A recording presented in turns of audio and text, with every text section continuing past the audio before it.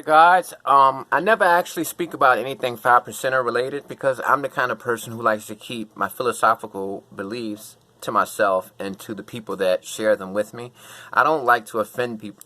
God, man, every time I make a video, I do something stupid, but I'm going to keep it rocking. I don't like to say anything or do anything that's going to alienate people or isolate people who have a difference of opinion than me, right? So I try to stay away from religion and philosophical views and stuff like that, but you know, I just feel like today I should drop the mathematics. Today is February 3rd, you know, and in the 5% teachings, understanding is considered the best part. You know, is we use it as it's symbolic to a child because between knowledge and wisdom, the best part of both of those is understanding. You know, and you can kind of relate that to the best part of two parents can be deducted to a child. You know, the child represents the best part of both their parents. And in a way, understanding is the best part of knowledge and the best part of wisdom, because you can't have understanding without wisdom and without a little bit of knowledge. And understanding is having the ability to see things clearly, not for what they appear to be and not for what you hope them to be, not for what you want them to be. It's the ability to look at things through your knowledge activated. When your knowledge is potential, like potential energy that's not moving. Remember we learned that back in science in middle school? Without that activated knowledge, you're not going to be able to see things clearly for what they appear to, clearly for what they really are. You're going to see things for what they appear to be. So understanding is being able to go through life and see things without the foggles, without the goggles on. Even though I've got two pair of eyes and another two pair of eyes with these glasses, I might still be a victim of not having any understanding, because I could go through life looking at things based on what I hope them to be, what I assume them to be.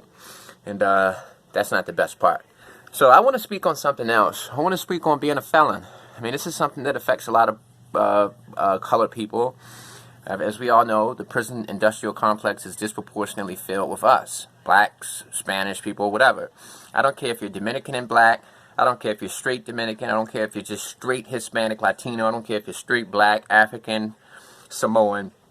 You got to hear what I'm trying to tell you. I am a felon, but I consider myself to be a post-felon. I'm in a post-felon stage. I consider there to be different stages of being a felon, you know, and you go through these phases if you're actively putting in the work to better yourself. If you catch a felony and you give up on the regular world, on regular civilian life, regular mainstream life, then you're not going to be pursuing these steps, and you'll never get to the part of being a post-felon. And I say post-felon because I'd say that my life as a felon, my life as a criminal is over because I've reached a certain point. Now, this is me when I was 18 years old. That's my Cadillac back in the days, and yes, I'm in the projects, as you can tell by the shoes.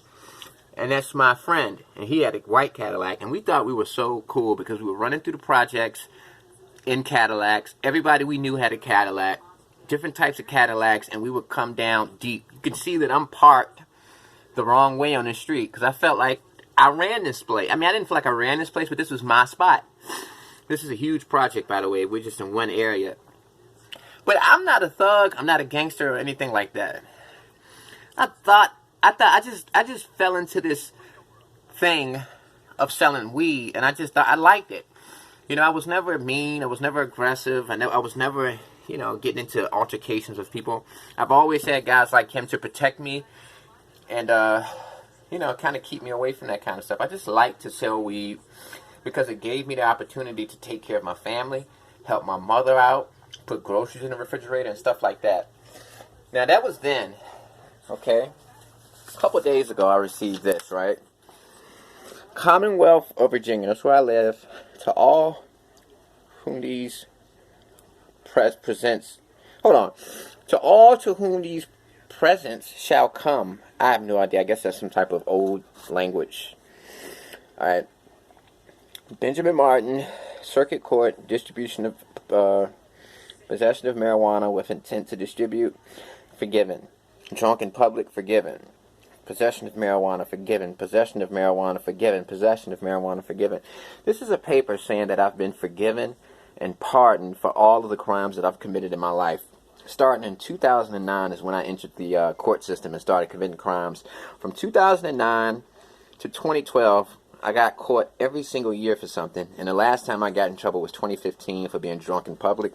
Because I was depressed. You know, I was on probation.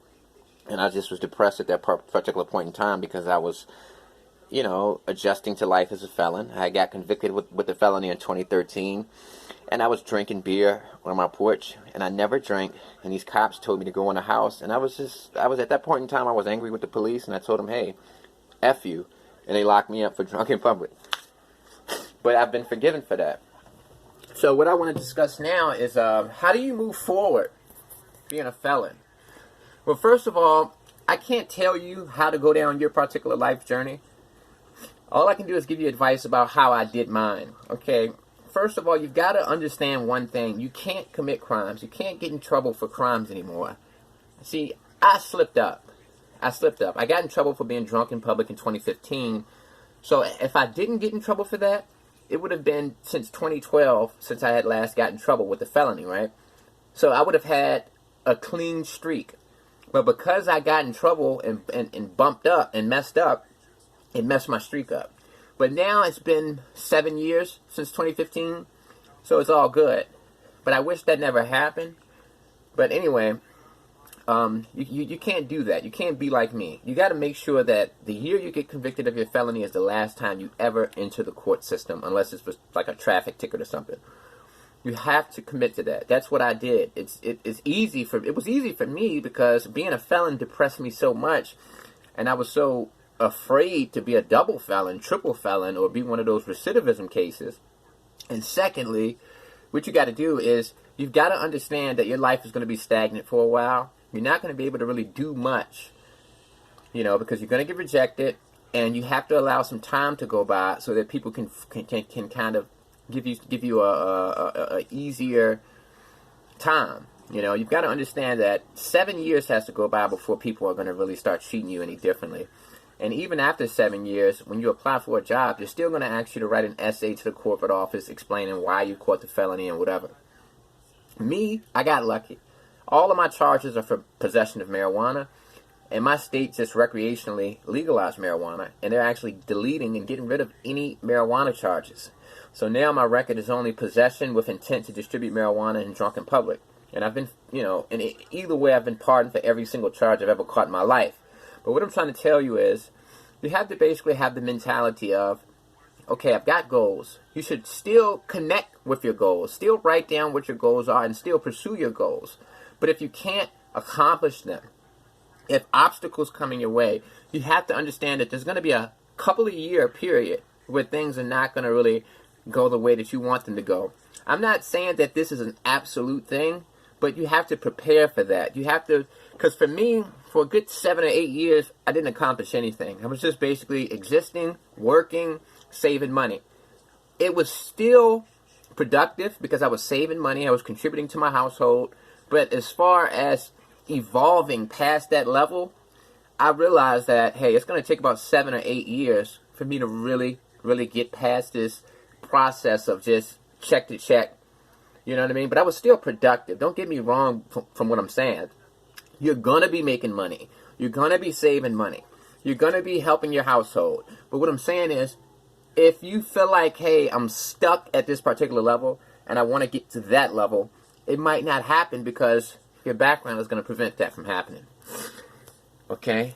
Once you get to 7 to 8, 9, 10 years, put in, once you get to 10 years, because that's generally generally the year that they start accepting pardons. And the best time to do it is when the governor of your state is about to leave. So a few months, that's what I did. You know, somebody told me, hey, make sure you put your simple pardon in a couple months before the old governor leaves and right before the new governor comes in. About 3 months before the election. Okay? And even if the old governor wins, still do it 3 months before the election, you know, because it's just, that's the time period where they start really going through those pardons. And apply for a simple pardon after about 10 years. You can't apply for a full pardon because, you know, it's you got to do this thing it goes in a hierarchy. First, I applied for the simple pardon. They sent me a letter. They simply pardoned my entire criminal record. Now, after about 5 to 10 more years, realistically about 5 years from now, I'm going to apply for a full pardon. And I should have my entire criminal record, which will be 2 charges, distribution of marijuana, drunk in public. After, marijuana is going to be recreationally legal. They're going to delete all the possession of marijuana charges, so I'll be stuck with the 2. And I'm going to apply for a full pardon. And at that point in time, 5 years from now, it would have been about going on 20 years. 16, 17, 18, almost 20 years since I've got convicted. And it'll be about, 5, 6, 7 years since I've had the simple pardon. Because once you show that you've had this simple pardon, and the simple pardon basically means that when somebody pulls your background up, a little message from the state, your state shows up with a seal that says, hey, this person has been forgiven for the crimes that they've committed. Please consider this criminal record to be void in a sense of they've been forgiven and pardoned. Okay? So once you finish the simple pardon phase, 5, 6, 7 years later, you apply for your full pardon in the same manner. Do it a couple of months before the gubernatorial election. All right? And basically, you just have to understand one thing. It's going to be tough. It's going to take a lot of years for you to finally get these things in order. But if you don't commit any crimes and you work and be humble, because sometimes you're going to have to take things that that aren't going to feel good. You're going to have to work jobs like fast food. You're going to have to work in whatever. I mean, but really, that's an old school thing. It's so many different opportunities for work. I mean, they've got an app out there, I've heard, that you can actually select shifts for different companies and stuff like that. So the old idea of, you only can work fast food, I think that's kind of like dated. I think that you can really find a diversity of jobs now, warehouses and stuff like that. But and now, they're paying $15 an hour where I'm at in Virginia. That's where they're starting off at. So things aren't really that bad, but you're going to have to understand that you're going to have to work hard at not committing crimes. You're going to have to humble yourself and work somewhere that you're not going to be proud of. And you have to keep in mind that this is all a part of the plan. I'm going to do this for 7, 8, 9, 10 years, apply for my simple pardon, and that's going to open up the gates, make things a lot easier. Then I can hit that next level. 5 years, 10 years later, full pardon.